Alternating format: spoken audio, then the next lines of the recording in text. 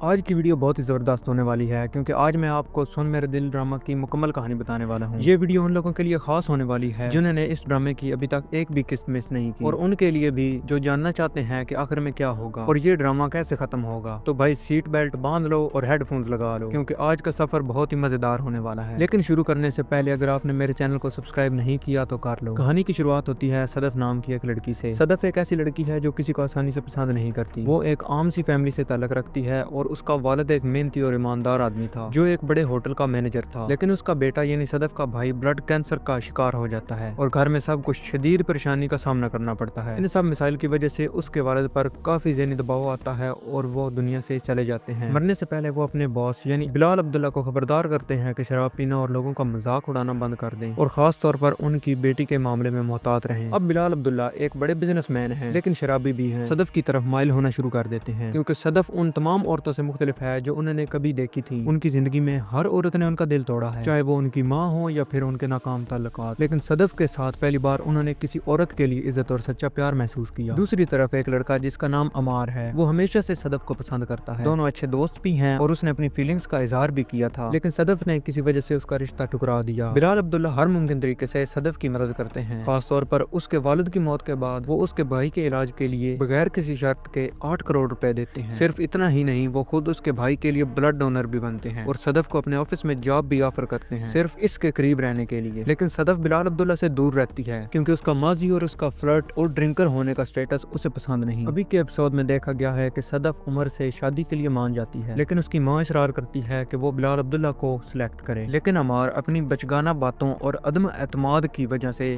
صدف کے ساتھ لڑائی کرنے لگتا ہے، خاص طور پر جب وہ بلال عبداللہ کے آفس میں کام کرتی ہے۔ یہ سب صدف کو کنفیوز کر دیتا ہے اور اس کا فیصلہ صحیح تھا یا نہیں۔ درمیان میں بلال عبداللہ اپنے دکھ کی وجہ سے پھر سے شراب پینے لگتے ہیں، لیکن صدف کو لگتا ہے کہ وہ اس کی ذمہ داری ہے اور وہ اس کی مدد کرتی ہے۔ یہ چیز عمار کو اور بھی غیر محفوظ کر دیتی ہے اور وہ اس پر الزام لگاتا ہے کہ وہ ابھی بھی بلال عبداللہ کے لیے جذبات رکھتی ہے۔ ٹوسٹ تب آتا ہے جب صدف کو احساس ہوتا ہے کہ شاید اس کا فیصلہ غلط تھا۔ بلال عبداللہ اپنے دل ٹوٹنے کے باوجود ہمیشہ صدف کا ساتھ دیتے ہیں بغیر کسی شرط کے۔ دھیرے دھیرے صدف کو ان کی اصل قدر سمجھ آتی اور اسے لگتا ہے کہ شاید وہ ہمیشہ سے بلال عبداللہ سے محبت کرتی تھی، لیکن اپنی جلد بازی اور فیصلوں کی وجہ سے یہ بات کبھی قبول نہیں کی۔ اب سوال یہ ہے کہ کیا صدف عمار کو چھوڑ کر بلال عبداللہ کے ساتھ اپنی زندگی گزارے گی یا پھر وہ ایک ایسے رشتے میں بندھی رہے گی جو اس کے دل کے قریب نہیں۔